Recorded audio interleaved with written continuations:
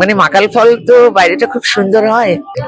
আমি এইটা তো জানি, আমি জাগো বাংলা মানেই তো তৃণমূল আমরা জিনিস, পারলে একটু কম পয়সা পেলে নিয়ে নি।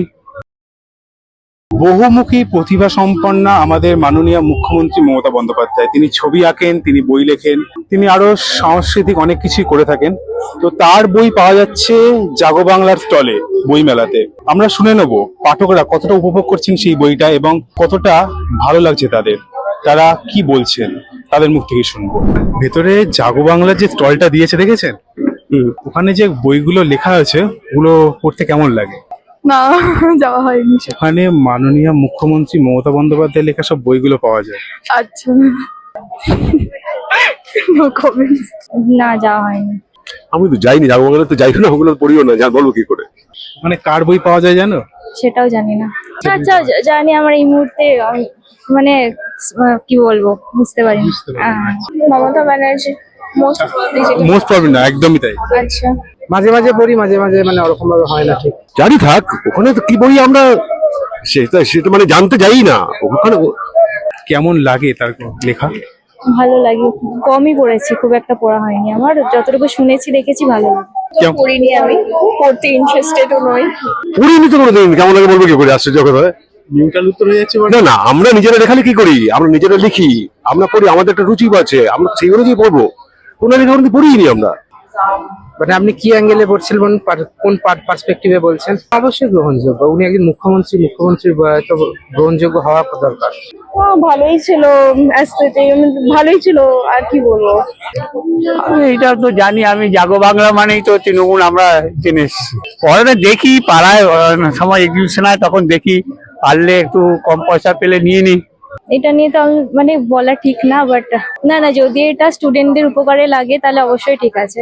দেখলাম আমাদের ওয়েস্ট বেঙ্গলের মুখ্যমন্ত্রী যে আমাদের মমতা ব্যানার্জি, তার দেখলাম কিছু তার বই লেখা, যে আমরা নিজেই ভাবতে পারছি না যে মানে এত পলিটিক্স এর মধ্যে কিভাবে সময় পেয়ে লিখলো উনি।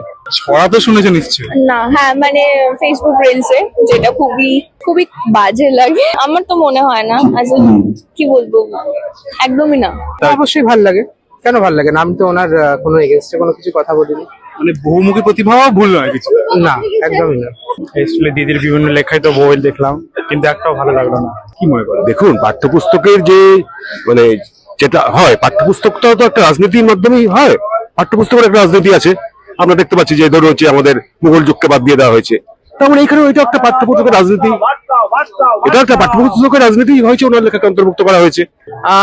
ঠিক পড়া তো হয় না, এক পলক দেখলাম, যেটা দেখলাম পল্লবী নামক বইটা, বেশ ভালো, কিছু কিছু লাইন পড়ে খুব মনে লাগলো। আর একটাই ছড়া জানি যে এপাশ ওপাশ ঢপাস, এছাড়া আর কি জানি। আমরা এমনি দুটো একটা দেখি আর কি, মানে পড়ার মতো সময় তো নেই। একটু বাইরে থেকে দেখতে ভালো লাগছে, খুব সুন্দর কালারফুল। আর ভেতরটা কি বলবো আর, মানে মাকাল ফল তো বাইরেটা খুব সুন্দর হয়।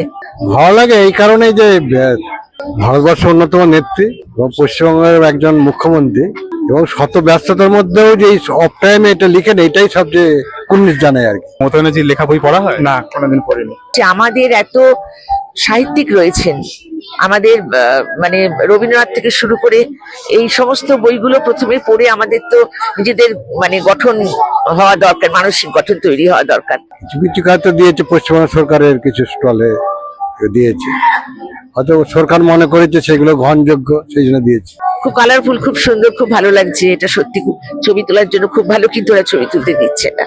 আমরা ঘুরলাম, আমরা শুনলাম, আমরা বুঝলাম, যা ফলাফল রইল, জনগণের যা মতামত, সাধারণ মানুষের যা মতামত, আপনাদের সামনে আমরা তুলে ধরলাম। ক্যামেরার স্বর্ণালীর সাথে আমি অনিন্দ, টিভি 19 বাংলা, কলকাতা।